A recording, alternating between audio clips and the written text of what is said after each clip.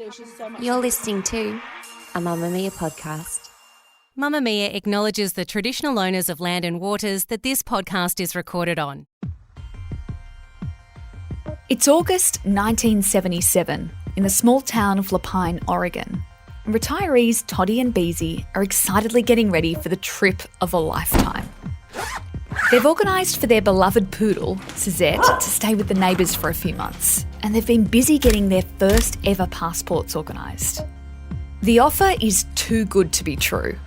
Toddy's nephew Vern will pay for everything. All they have to do is drive a motorhome across Europe for him and help him with a few things along the way. They'd act as transport agents for Vern's tubby baths, a product for babies he was having great success in and was hoping to expand to markets in Europe and Asia. Once they'd completed their trip, the motorhome would be shipped by sea over to Australia for another of Vern's ventures, a film he was shooting in the outback. He'd told them this was the most cost-effective way of delivering that particular motorhome, which was unavailable in Australia. It seemed easy enough. They just had to get to Bombay, India to drop off their ride, and they'd be home by Christmas with a fantastic overseas adventure to tell all their friends and neighbours about. But the trip was not what had been expected or promised, and Toddy and Bessire would find themselves facing 14 years behind bars as New South Wales' oldest female prisoners. Their story made worldwide headlines, and in the media they became known as the drug Grannies, as they became embroiled in the biggest shipment of narcotics Australian authorities of the time had ever discovered.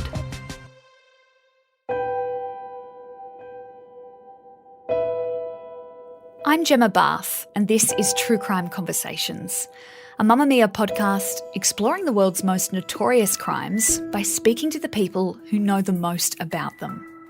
In today's episode, I'm speaking with journalist Sandi Logan about Vera and Florice Bessire, who in the late 1970s became known as the drug Grannies. Sandi, tell me about Toddy and Bessire's relationship and the life they'd created together back when they were just Oregon retirees. So the retirement in Oregon was something that they both really looked forward to. And that happened in the early 70s when they spotted a block of land, bought a mobile home and situated it on that block of land among the pine trees in what was essentially central northwest Oregon. They had, of course, been close friends for the previous 20 years when they met on the assembly line at the Douglas Aircraft Factory. And they'd both gone into a mortgage together on a house in Los Angeles. And this for them was bliss, being up in Oregon, being out with nature. They loved hunting. They loved fishing.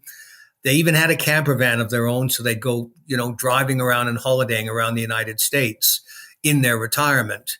And this is where they'd spend about 5 years until their life changed somewhat dramatically, you might say. Just to reiterate for the listeners, they weren't romantically involved, but they were a couple in all other senses of the word, weren't they? They shared a life together. That's a really interesting and challenging question to try and answer because I never asked them about the basis of their relationship. And many people have made assumptions that they were more than just good friends, that they were more than just good longtime companions. And I don't really know the answer to that, to be quite honest. They may have been a gay couple. They may not. They were in a mortgage together from the early 50s. Only one of them, Toddy, or Vera Todd Hayes, her full name, only Toddy had ever been married. Bessire, Florice Bessire, never been married. And of course, neither of them had any children. And at this stage in their life, they're in their, late 50s, early 60s, aren't they? Correct. And we have to remember that at that time in their lives, which was almost 50 years ago, 45 years ago, being 59 and 61 was considered to be elderly. It's not nowadays. It's middle age nowadays. No, it's definitely not elderly nowadays. But in those days it was because our health wasn't necessarily as good. Medicines that were around didn't keep us alive as long. And we didn't necessarily look after ourselves as well, possibly as we may today. So 59 and 61 was considered elderly then, notwithstanding it's certainly not elderly in the 21st century.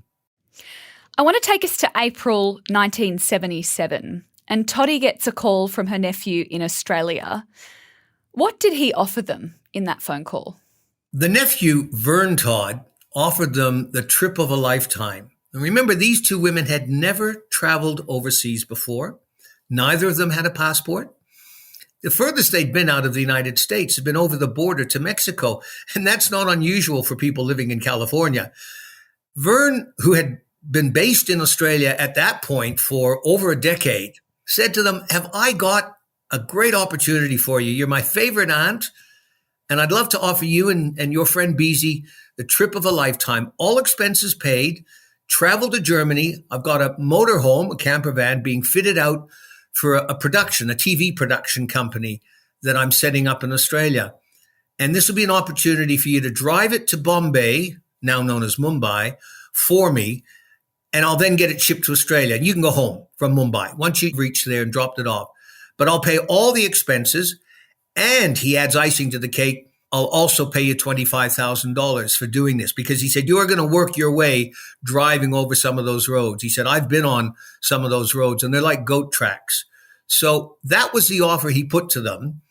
And he had previously raised with them the prospect that he'd love to have a camper van like they had in the United States one day. So he kind of started grooming them even before this fateful phone call.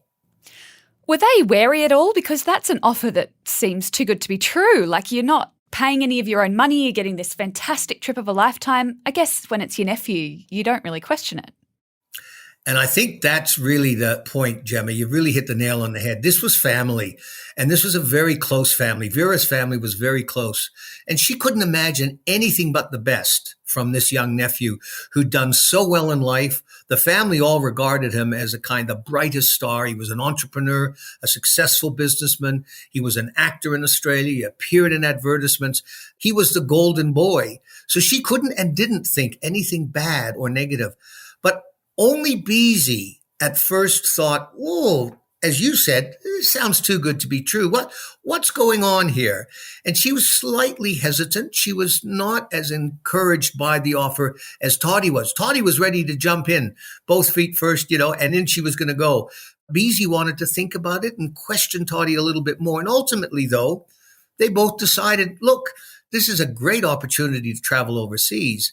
When you think about it, they were going across 9 different countries, many of which didn't speak English, many of which were misogynist, many of which would have had food and culinary offerings that they could never in their wildest dreams imagined eating, but they were prepared to take it on. They were 2 adventurous women.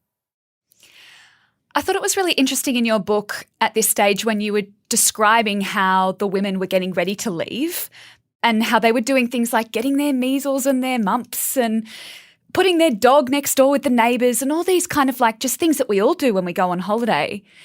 And for me, it kind of reiterated how innocently they went on this trip. How naive they were. They were not worldly. They were not sophisticated, but they were not stupid. They were intelligent women. One of them had worked on the Manhattan Project, the atomic bomb project. The other one was in the Women's Army Corps and was quite well regarded and a superb athlete, almost made the U.S. Olympic team for the 1936 Games in Berlin. So neither of these women were stupid, but they were naive. And when I look at the material they left me that helped me to write this book, it was things like a photo album with their plane ticket, the menu from their first meal on the plane, the sorts of things you and I and many of the listeners would do going on their very first trip and making a scrapbook of it. It's exactly what they did. In the August, they set off and their first stop is Germany. It took a while for their ride, this motorhome that they'd been promised to get ready for them. What was happening, or what were they being told was happening? Because it was kind of being built, wasn't it? Literally being built under their noses. So the drug ring that was headed by their nephew, unbeknownst to them, Vern Todd, in association with another Australian named Philip Shine, and a third man who we've had to name Mr. X for legal and personal safety, frankly, reasons. They were preparing with a number of different panel beaters and body shops in Germany numerous vehicles on a regular basis with secret cavities into which ultimately the hashish would be secreted before the vehicles, 3 different types of vehicles they targeted, would be shipped to Australia.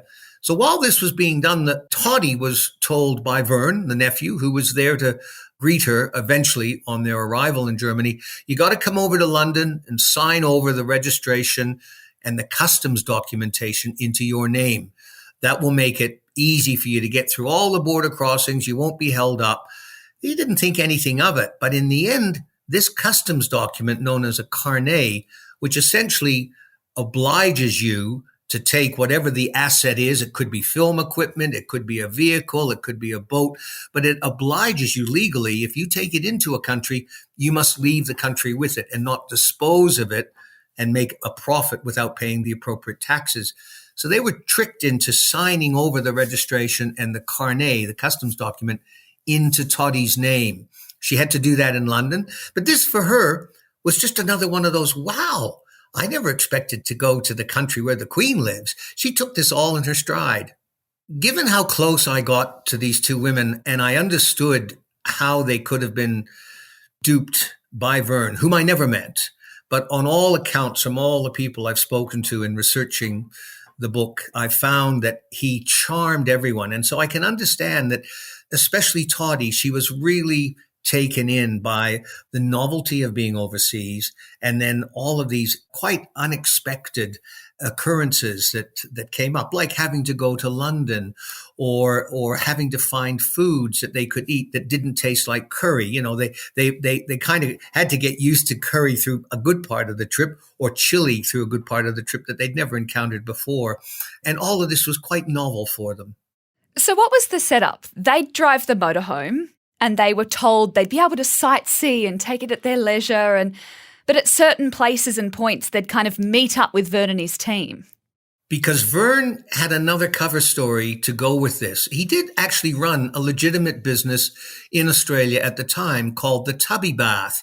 And this was a small inflatable, like a child's swimming pool, but much smaller. A small inflatable bath you could set up on the kitchen table or on the dining room table or on the bench in the kitchen and bathe your baby in it, and then take the air out and put it away if you didn't have room. And this was, remember, back in the 70s, and we didn't all have necessarily 5-bedroom houses with 3 en-suites in each and an extra guest bathroom. So the Tubby Bath, according to Vern, was a product he wanted to export to Europe and Asia. And he told the women, look, every now and then I'll pop in, or one of my associates will pop in, we'll set this up. And of course, there were no mobile phones, no email, no WhatsApp. She would have to phone in on a landline periodically from a public phone box to check, Vern, are you coming to meet us in Tehran? Are you coming to meet us in Ankara? Or, wherever it was they were heading into major cities. And he was going to do Tubby Bath promotions. This was another sort of novel, attractive idea that their successful businessman nephew was now traveling the world, and they were helping facilitate it. And they even had a couple of tubby baths in the van with them. So, he completely bamboozled them with the setup and the deception so that it was entirely seemingly legitimate. What was he actually doing in those check-ins with them if he wasn't doing the promotions? Was it just to kind of make sure the motorhome was trucking along as it should be? Just to make sure everything was going okay, because 2/3 of the way through the trip, unbeknownst and totally unexpected, he arrived on the scene and he said, I've got some new television equipment, a couple of cameras, some lighting. And he said, I need to take the van from you for a couple of days. We're going out bush to do some shooting. And they were in Peshawar, one of probably the most famous cannabis growing areas at the Pakistan-Afghanistan borders. And he put them up in a government cottage, which was quite common. And this was actually the trip that they were taking was actually what was known as the hippie trail in the 70s. They didn't know this. These were 2 women in their late 50s, early 60s who'd lived, pretty sliced white bread, average beige lives in the United States. And here they were on the hippie trail driving an 8-meter long camper van. Anyway, he took the van from them for a couple of days. And it's at that point that he loaded it up with 1.9 tons of hashish. So it was halfway through the trip that he did that. It wasn't like it was done before. About 2/3, halfway, 2/3 of the overland European Asian trip. that he did that. Now, bear in mind, many of the roads at this point that they're driving on, and I mentioned Tehran earlier, they pulled into and out of Tehran and spent a few days there on the cusp of the revolution and had no idea. These were not worldly women heading into Tehran at this time in August, September. In any event, they were driving on pretty rough and narrow roads at this point through the Khyber Pass, etc. So the extra 2 tons, well balanced throughout the entirety of the floor of the vehicle and the water tank, didn't make a lot of difference to the handling of the vehicle because they weren't getting up to great speeds. And they drove down to Bombay. And when they got to Bombay, the expectation was they would meet Vern there and he would take the van from them, do whatever he had to do to get it shipped, and they'd fly back home in time for Christmas and to be back with the neighbors, be back with their lovely little poodle, Suzette. Before we get to what happens next, I'd love you to fill us in on whether they enjoyed their lovely trip through the countryside of Afghanistan and Pakistan. Yeah, in different parts, Gemma, in different parts of their diaries, and they left their diaries to me as well. You know, when all this was said and done, they really wanted their story told, but it got to the point where they just had to cut any ties with Australia, given the trauma they'd been through. But in their diaries, when you read them and when you listen to some of their audio cassette letters they used to make in jail and send home, that they also gave to me, they actually did have an exciting time. I mean, it was grueling. It was difficult. Toddy had a back issue and a sciatic nerve problem, and she didn't know it, but a cataract in her eye was beginning to blind her and cause a buildup of pressure. So there were some health issues associated with the actual driving, the grueling nature of it. And a few times they pulled off the side of the road to spend the night in areas that were probably not very safe and not the wisest thing to do. And they got through a few hairy experiences where, they were lucky to survive, frankly. But they did have an exciting time. But I think by the time they got to Bombay, it was quite clear they'd had enough and they were ready to go home. I might be showing my age a little bit with this, but to me, the whole idea of it was promised as a Europe trip, and it ended up being a little bit of Europe, but a lot of Asia and a lot of countries that nowadays I could never imagine someone going in a motorhome through Afghanistan or some of these countries. But it was a different time, wasn't it? It was a different time. And you know what? Since my book Betrayed has come out, I've been contacted by a range of people wherein there have been touch points in the story along the way. And one of the people who contacted me was actually with a German woman with her husband and 2 children, driving a camper van exactly like the Grannies, not connected with them in any way. And in fact, had engagements at different times along the way. So even though we think, and you're quite right to say all this time later, you can't imagine driving a camper van, there were people, families who were doing it. It was kind of an adventure. Times were a lot more innocent and probably we were a lot more naive. And I think the other thing that demonstrates how unworldly they were is that they knew the world via the National Geographic magazine and the wonderful panorama color photographs, high quality printing, high quality photography, really high production values. And that was the world to them. I don't think they thought much about, well, is this Europe or is this Asia? Is this India or is this Iran? It was all overseas and quite marvelous. And that's the way they kind of saw the countries through which they traveled. So let's get back to the October. They've arrived in Bombay and they think they're going to go home, but that doesn't happen. Tell us what happened. That doesn't happen. One of the 3 kingpins, Philip Shine, whom they knew as Bob Lang, he worked under a pseudonym. Bob Lang, or Philip Shine, shows up and greets them and says, well, I'm sorry, your nephew Vern hasn't been able to make it. He made up an excuse. And this was becoming a little bit of a pattern for Vern, not to be as reliable and dependable as they'd hoped he'd be, and not always living up to his word in terms of, being there to meet them or to greet them.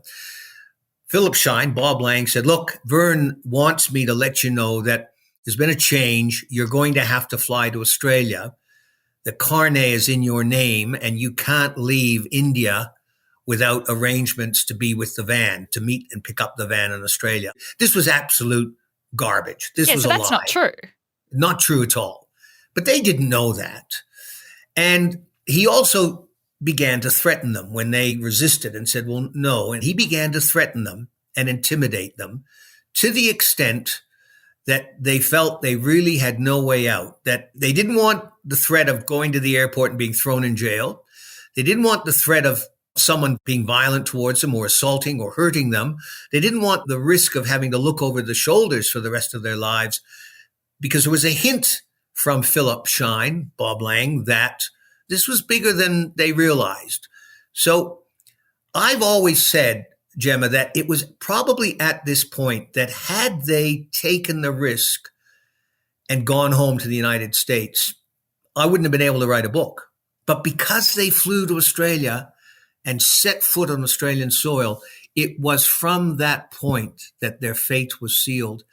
And the last thing to say in this regard is this is again an indication of how Vera, or Toddy, was not able to understand how deceitful and duplicitous her own blood and kin could be to her.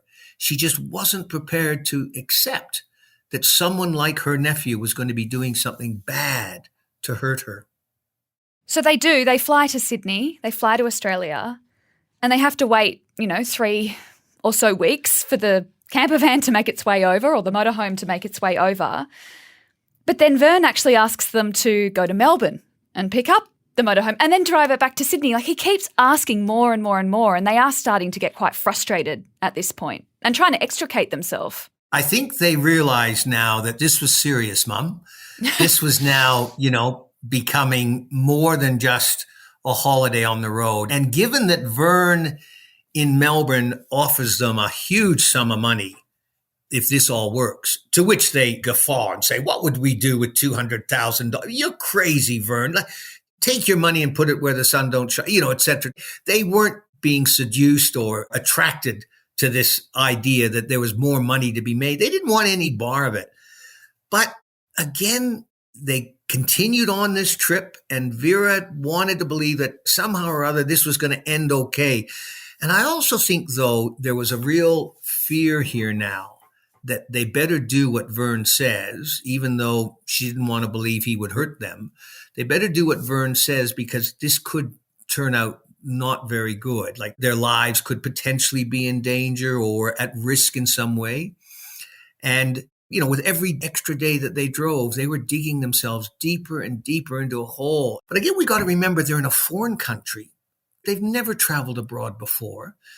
They don't know who to necessarily turn to. And for Vera, she doesn't want to, I'm imagining, contact the police and dob in her nephew for something she doesn't know exactly the specifics about. Yeah, I think that's important to say, because at this point they're suspicious. They think something's going on, but they don't know that there's drugs in the motorhome. They don't know the intricacies of what's happening. Precisely. And Beezy did say to me many years later when I asked her, and I had to be very careful, because when you're dealing with prisoners, the first rule is you don't ask them what they're in jail for. I'd never had any exposure to prisoners or to jail. So when I first met them, I had to be very careful. But I remember after a period of time talking to Beezy, obviously I knew why they were in jail, but talking to Beezy about this and saying, come on, Beezy, did you ever have a sense? And she said, I thought there might, like after this had all been going on and the threats and what have you, I thought there might have been maybe gold. She thought there might have been gold in the camper van. Yeah. Now, some people might say 2 tons of hash was as good as gold. I don't know. But and she had no idea it was cannabis resin. So when the motorhome arrives in Australia, Australian authorities are onto it pretty quickly. How do they uncover the drugs?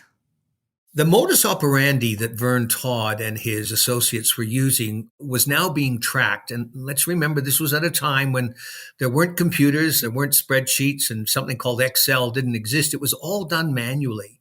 And the customs brokers would bring in their manifests of the goods, the cargo on each ship for which they were responsible. So customs people would go through hundreds and hundreds of pages of documents looking at, what was coming in on every ship. And there was an intelligence team in the Federal Bureau of Narcotics that was looking at specifically illegal shipments coming into the country. And one unit of that team was looking at drugs. They began to detect a number of vehicles coming in, ostensibly accompanied by tourists, overseas tourists, flying in, picking up the vehicles at the wharf and driving them around Australia on a holiday. They began to find that these vehicles were in fact being used as the conduit, as the mule carrying the drugs. So they were looking for particular types of vehicles. And this camper van was one that they were looking for, but it was usually about a 14 or 15 foot long model of a van. This was 26 feet long, 8 meters. And this, they thought, was the mother lode. So they had their eyes on this vehicle the minute they saw it on the manifest. And sure enough, when it hit land, Customs and Narcotics Bureaus went on board, took a drill, took half a dozen drill bits, and into the floor of the van underneath it, they drilled. And each one of those drill bits came out with gold on it. Well, with hashish on it. They knew they'd hit the mother lode. And they estimated it was carrying between 60 and maybe 80 kilograms of hashish. They had no idea it was 2 tons, in fact, in the end. In the end, they found it was actually the entire floor, wasn't it? The entire floor and the entire water tank and everywhere in between. It was very ingeniously done, which is, I guess, why the Grannies were delayed in Germany until Vern could get the van completely, fitted out for these cavities to carry the drugs. But yes, every conceivable space on that van, on the floor of that van, it was essentially a subfloor that was built over the original floor, plus a bit more. So this operation, it was called Operation Genius, gets involved, and they allow the women to take the van. They follow them. And I actually find this part, if it wasn't so serious, rather comical. The thought of, helicopters and like dozens of vehicles and people in disguises following these 2 older women on their trip. And that's exactly what the narcotics officers said when they sat down for the first briefing in Melbourne after the ship had been unloaded and the 2 targets went and picked them up. And they said, who? How old are they? What gender are they? We're following these 2 old gals in a camper van. But their plan was, as you said, to essentially have the women lead them to its final distribution point. And to some extent, we might say that was a bit naive. Mind you, I wasn't involved in the operation and I'm no expert. But I think we all know that usually the people at the top of these operations, the drug kingpins so-called, they don't get their hands dirty. They don't take delivery of the vans. They don't actually get in and unload them. So the idea that they might ultimately be led to Vern Todd might have been, a tad over-expecting. However, I think they realized that one of the drug mules, one of the Grannies, was an aunt of this boss, of Vern Todd. And it might have been their expectation, because of the familial tie, that he would get closely involved with the operation. And that was the case. He pretty much ran that operation from his John Street, Wallara home. And he was very much involved in directing it and telling the women where to go and how he was going to try and extract the drugs from the vehicle, etc. He was very much involved. But this was also, let's remember, at a time when if there was any wiretapping, phone intercepts being done, they were illegal. They could not be used as evidence in a court prosecution. So the Narcotics Bureau had to be very careful about the evidence that it was gaining, the information it was gleaning, and what they could actually use in a prosecution.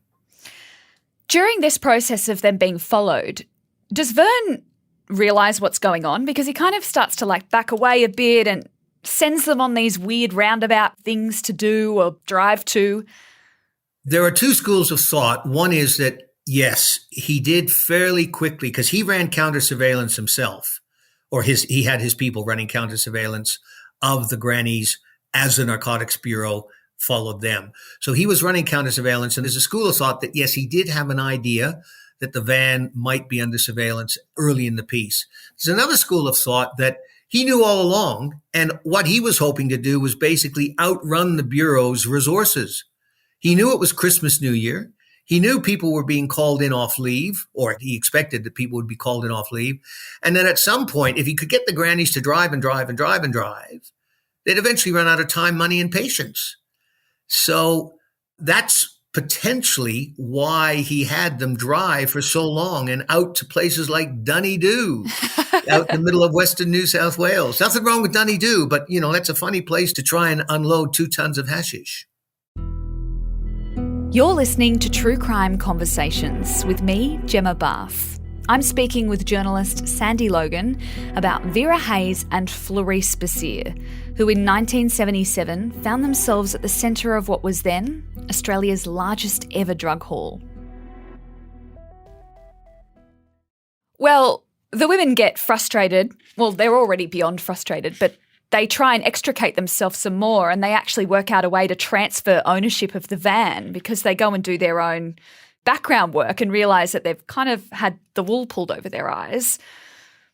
But they get arrested before they can leave, but they're arrested separately. How do their 2 arrests go down? Really rather sad that it ended this way, but I don't think the Federal Bureau of Narcotics had much choice, because by then they realized that probably the 2 drug mules were the biggest catch they were going to get on this operation. Toddy had been admitted to hospital. Her blood pressure was way, way, way too high. And the doctors said to her, there's no way you're going to fly home with that blood pressure. You're not going to land alive. So you need to be admitted to hospital so we can get your blood pressure under control. And Bessire said, look, maybe I should go home. It was after Christmas. They'd had a terrible Christmas. It was in the new year. Maybe I better go home and get the house ready, get the eaves cleared, get the heaters working, and, get Suzette, the dog, back home and get her settled back in. Maybe I better go home ahead. And Toddy reluctantly agreed to that. They had on several occasions gone close to one going one way, back to the US, and one staying, but Bessire didn't want to leave Toddy on her own. So Toddy was in hospital. Bessire went to the airport to get on the plane, and that's where the Narcotics Bureau first pounced. And it was a classic, tap on the shoulder. Is your name Florice Marie Bessire? Come with us. And 2 days, a day and a half later, Toddy was checking out of the hospital to get on her flight, not knowing what had occurred, because of course, you're in the air, you lose a day, all of that. And she's checking out of hospital, and the 2 narcotics agents who've been undercover surveilling are there to arrest her at the hospital. How did the pair of them react in those initial few days of questioning? Because it's such a foreign concept when you haven't been involved in crime and suddenly you're involved in one of the biggest crimes that Australia's ever seen in terms of drugs. And you're in a room with people questioning you. They were shocked. Bessire was absolutely horrified at what she was to learn they'd become involved in. And she said right from the outset to the narcotics agents, I'll tell you everything that I know. I don't have anything to hide. Toddy was furious, not with the agents, but with her nephew, that this is what the trip was now going to end up being, her being charged with this huge crime, this huge drug importation.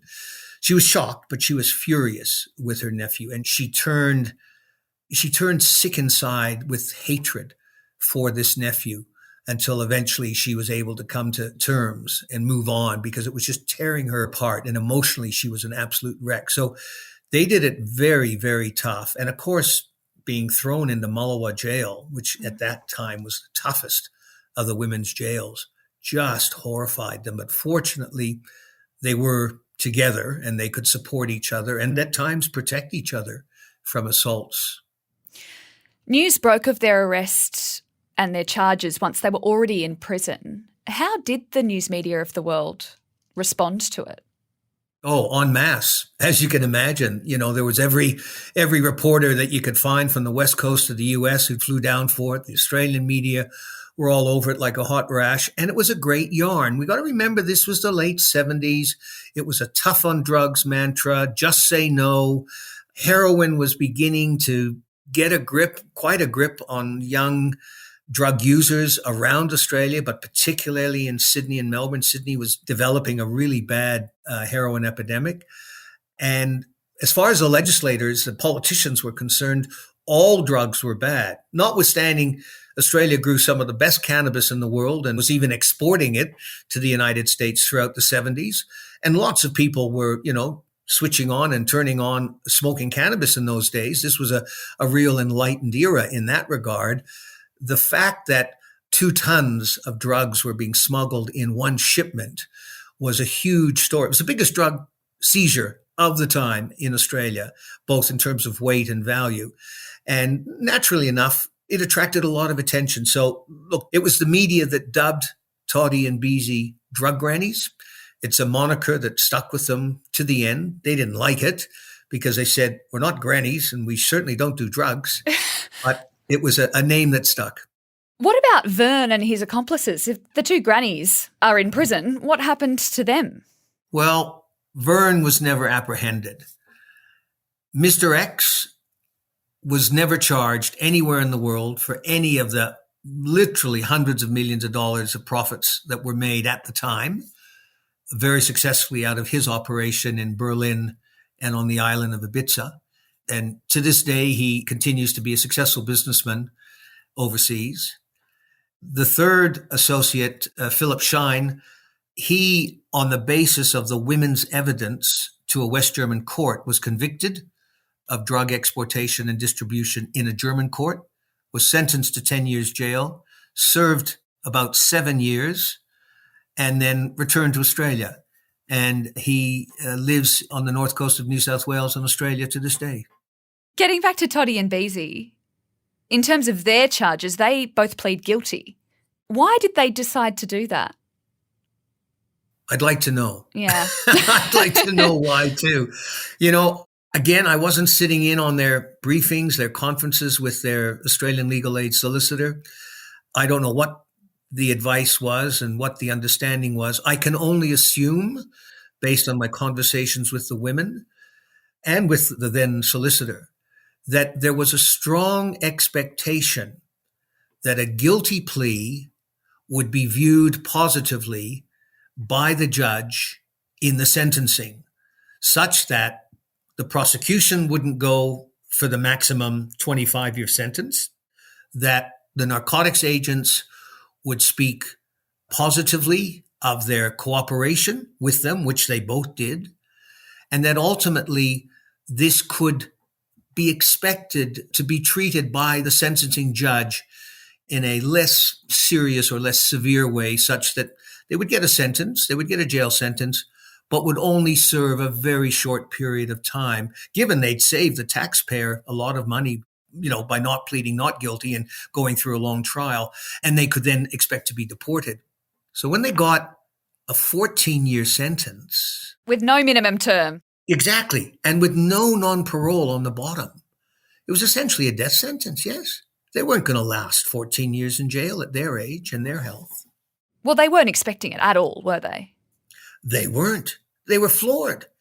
And I don't think they ever got over the fact that they spent as long as they did in jail. They didn't spend 14 years, but they spent a long enough time in jail when they were expecting all along that their cooperation, their guilty plea, the trial was over in a flash of an eyelid, literally. And they'd done everything that they understood would be viewed and interpreted in a very positive way. And they had, as I say, not just the book, they had the whole encyclopedia thrown at them. They spent about a year in Mullewa, as we said before, once their sentence had been handed down, which was a horrible place to be. They witnessed some horrific things, but then they did get transferred to a prison that was set up for more well-behaved prisoners, which turned out to be a much nicer place to be. But I found it interesting at this part of the story that Vern is still there. He's still in the background trying to do things. He tries to kidnap them, or allegedly, right? I don't think we even need to throw the word alleged in there, Gemma, for 2 reasons. He did, and 2, he's no longer going to be suing anyone. No. But Vern had quite the reach.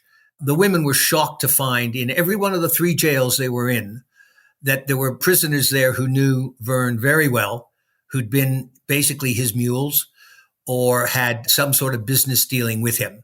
So, he was very much the man about town in terms of drugs and drug distribution. I've got no evidence that he dealt in anything other than cannabis, originally out of Griffith, and then cannabis resin, hashish, coming out of Afghanistan.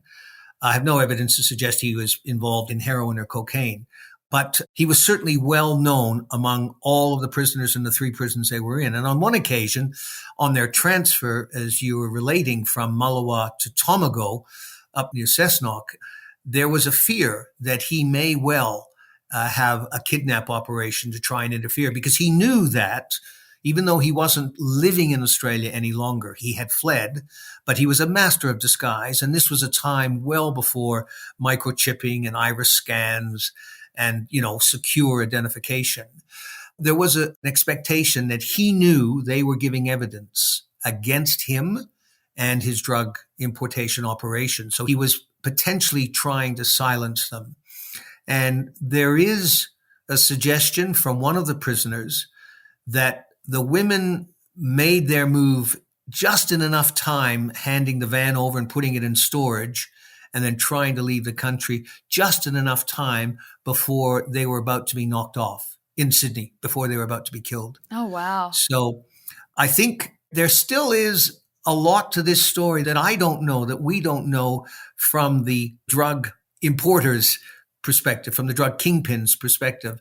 And there are only 2 of them left who know that inside story. I don't know whether they will ever tell that story, but I think there is still more. This is the drug granny story. It's a very sad one, but it's a really instructive one, going back to, if it sounds too good to be true, it probably is too good to be true. Well, you first met the women in late 1979, once they'd been transferred to Tomago. And you went there as a journalist trying to do a story, but it turned into something a lot more for you, didn't it? And I never expected that. I was a police reporter. For me, an 8-paragraph story was about as good as it got. And I could do 4 or 5 of those a day. If you wanted me to do a 10-paragraph story, well, that was what I called a feature. And I'd need a week to write that. So I went to go and see them. I'd first heard about them as a police reporter at the Toronto Sun in my hometown in Canada. I'd lived in Australia prior to that, so I had some exposure to Australia. I'd gone to high school here, and, I'd kind of grown up in my teen years here. I first heard about them in Toronto, Canada at the Toronto Sun. When I returned to Australia, I thought, I got to find out what's happened to those grannies. So I tracked them down through the jail system and wrote to them, and they initially resisted. They said no, they refused. They didn't want to talk to journalists. They'd been through a pretty tough time with the media. But I kept trying, and finally they agreed to see me. And I said, look, I'm not here to write a story about you right away, but I'd like to find out what happened. And over a period of time, I realized that I probably was never going to write a story about them, because these were human beings, 2 wonderful women who'd really been served an injustice and treated very unfairly, and were paying the price for the absolute, betrayal by a close family member. And I kind of got wrapped up in the injustice that I saw. And I said, look, I got to fight for you. And I know some people will say, well, look, as a journalist, you're supposed to be objective and straight down the line and not, take sides. But in this case, I couldn't just leave them there and say, okay, I've got my story. See you later. I'm on to another story tomorrow. They were more than just a story. And I was young. Let's face it. I was young, and I thought I can make a difference for these people. And I did in the end, but it just took a long time. It took a few years to knock on doors and rattle some cages. And of course, I did a TV documentary on the ABC, and I did some interviews on the morning program I was producing at the time with Caroline Jones called City Extra on ABC. So, I did try to get the story out there and explain the injustice, but it was a tough challenge, because a lot of people believed, you've done the crime, you do the time now, you deserve everything you got. So it was a difficult challenge to face convincing politicians, let alone convincing the community. And the politicians knew that if they didn't have the people supporting them, it would be a very brave attorney general who would agree to open the jail door and let them out before their 14 years were up. So that happened 5 years after they were sentenced. Tell me about that day. Tell me about when Bessire and Toddy found out that they were going to be released. They had, I think we all had, Toddy, Bessire and I, and they had other support networks around them. There was a group of Christian folk who were really supportive of them, with whom I wasn't involved, but they gave them support, both invisible and visible means of support, and of course their lawyers. We all had a hope, maybe not an inkling, but the grannies especially had a hope that with the change of government, Bob Hawke came into power in March of 1983, that maybe this was their time, that maybe, part of clearing the decks and getting the in-tray down to a manageable level, that the government might look at something like letting the drug grannies go home.